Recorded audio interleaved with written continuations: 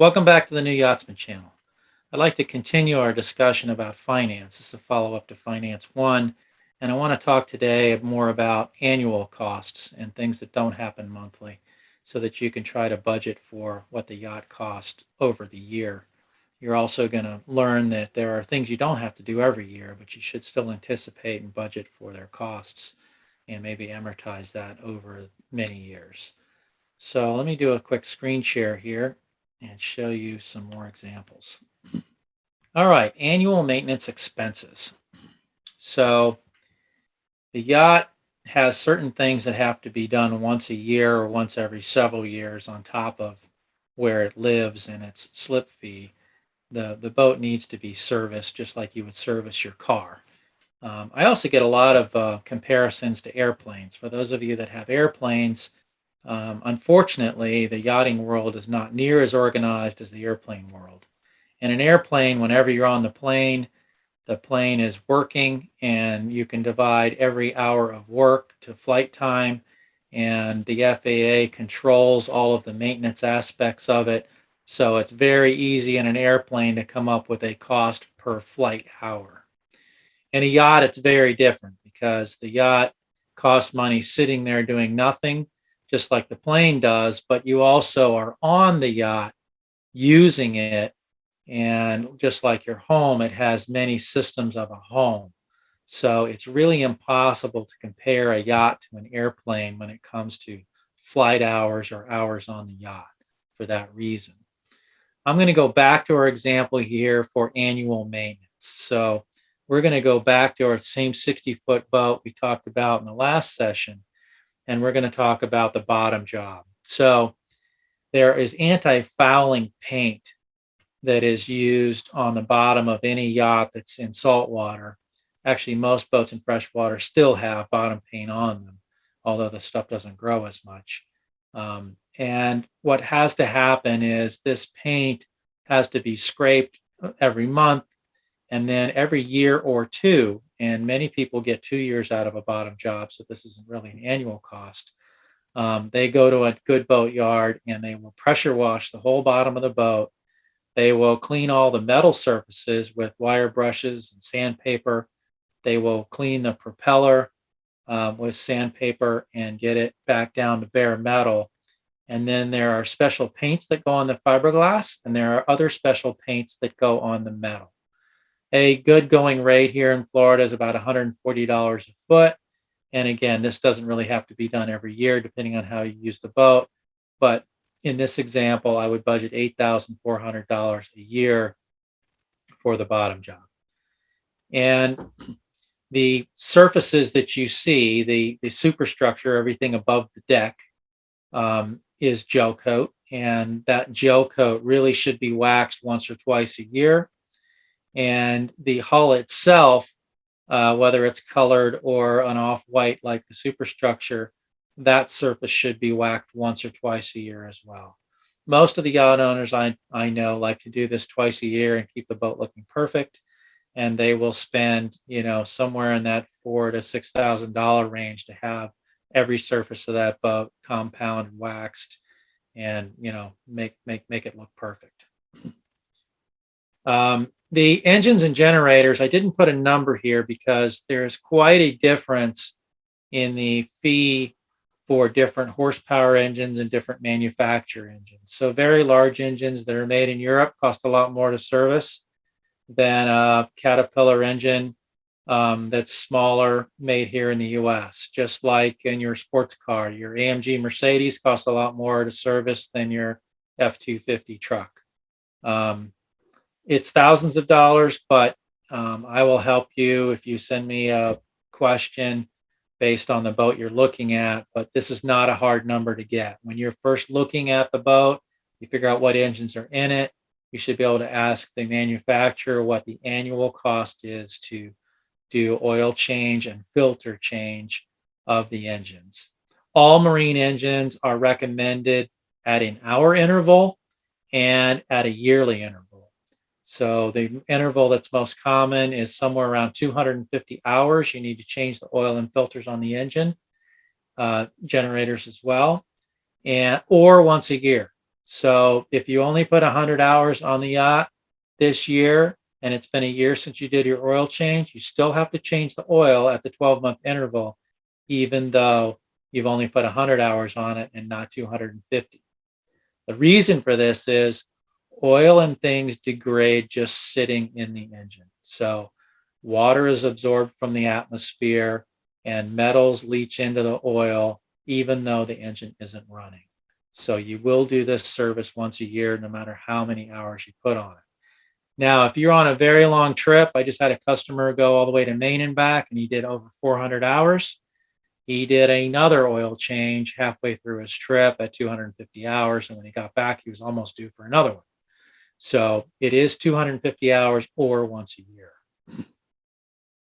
Your stabilizers, whether it be fin stabilizers or gyro, these systems all require maintenance as well. Many of the brokerage boats you'll look at will have the fin stabilizers. Many of the newer boats have gone to the gyro, and some boats have both. But the actual fin system that does the stabilization of the yacht has seals that keep the salt water from coming in and keep the grease and stuff going out, kind of like wheel bearings on a car. And this system needs to come apart, be cleaned every 3 years, and new seals are put in.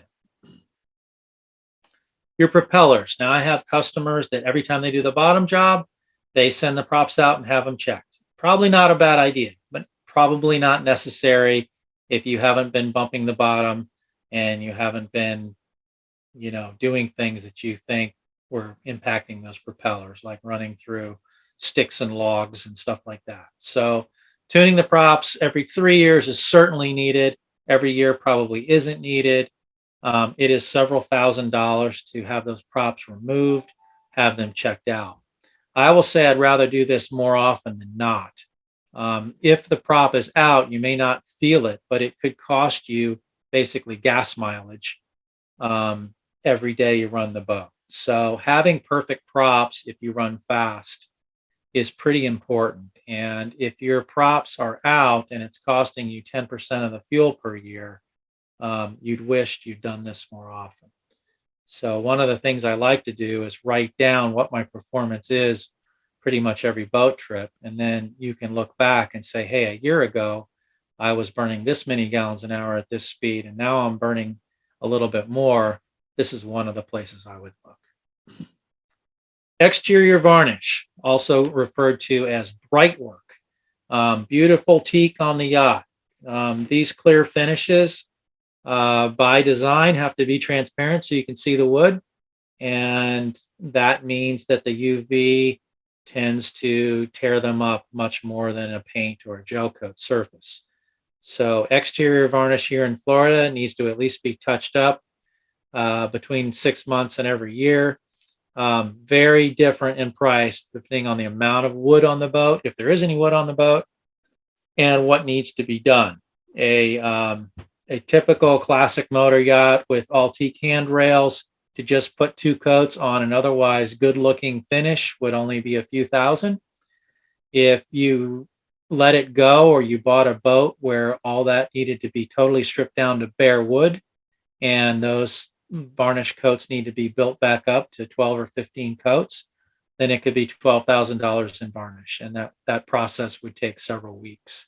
So huge variable there. Just know that it exists. Other things like the exhaust is a biggie. The way the exhaust works in a motor yacht, the hot gas that normally goes out the tailpipe in your car is going out the bottom of the boat.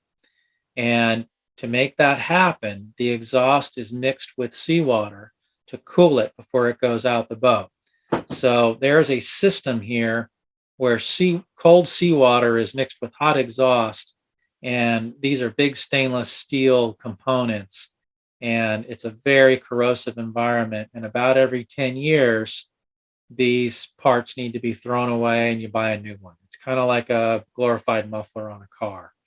And that system could be $25,000. Really depends on the boat and the engines, but it's relatively expensive. But there are things like this on the boat you need to know about, because when you're looking at a 7-year-old boat, and you think you're going to own it for 3 years and no one's ever done this, I want you to budget for replacing this exhaust at 10 years. And it could happen sooner and you could get more time out of it. You'll know that at survey.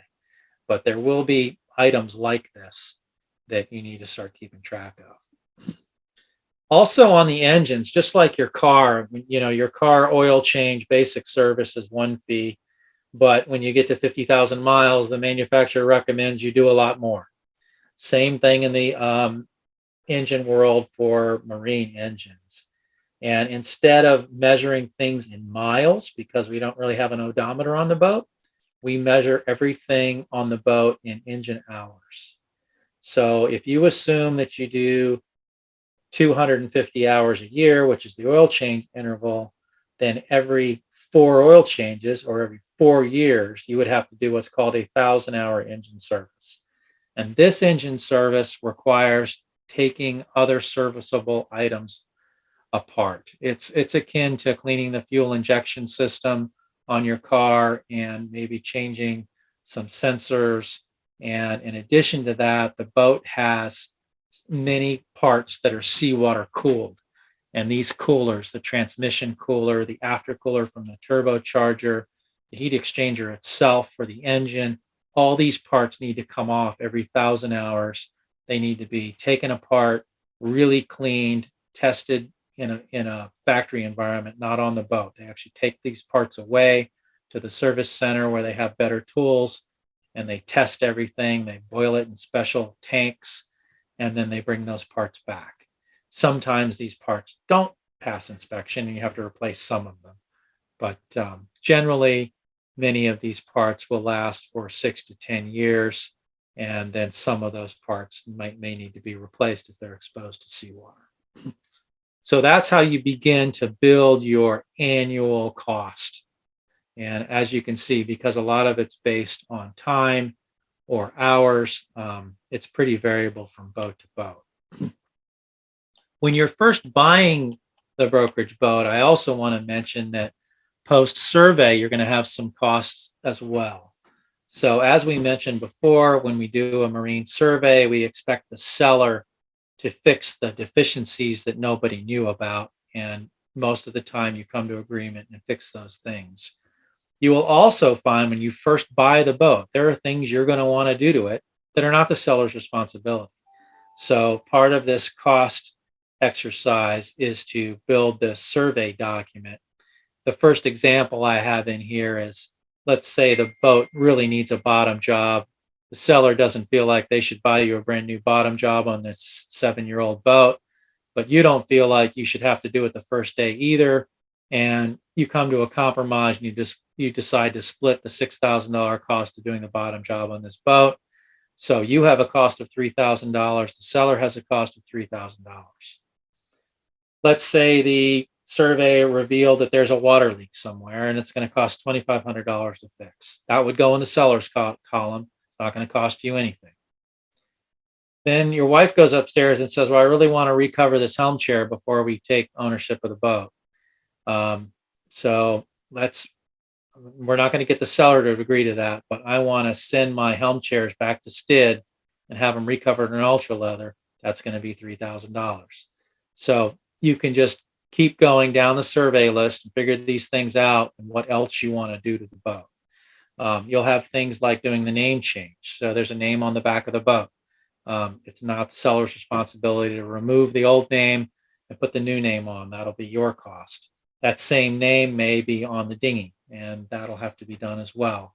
There may be teak name boards on the side next to the running lights that have the name of the boat, and you're going to want to put the new name on that as well. So you need to build this cost list post-survey for the things you want to do to the boat after you get it. And in many cases, when I'm working with a buyer of brokerage boats, we'll look at some boats and we'll do some of this exercise before we even make an offer on the boat. So if, let's say you're looking at 3 different boats that are similar, one of them's older than the other 2. It's important to go through this exercise and say, well, this boat's less expensive, it's older, but what is really my net cost? Am I better off buying the newer boat that has less of these items, or am I better off buying the older boat and putting more cash into fixing up the boat to make it what I want? And that's an important part of the criteria. I also want to mention that if you buy the boat that needs a lot of work, I want you to also anticipate that there's a lot of downtime in these exercises. No boat yard is waiting for you to arrive and about to start work on your boat. So any of these tasks that are required to do before you're happy with the yacht are going to take time. And the length of the list determines the length of the time. And you may end up going to more than one place depending on what needs to be done. If you're going to paint a whole hull, that's probably a different facility than having engine maintenance and things that can be done in a boat slip. So it's important to realize that these things exist and to help budget the money and the time to get them done. I hope all this helps. I hope it's not too detailed, but I think you can see that with a couple of spreadsheets, you can really begin to build the picture for what it costs to buy the boat, what it costs to maintain the boat, and then what your ongoing costs are. Please send me any questions with a link down below, and I'd love it if you'd like and subscribe. Thank you.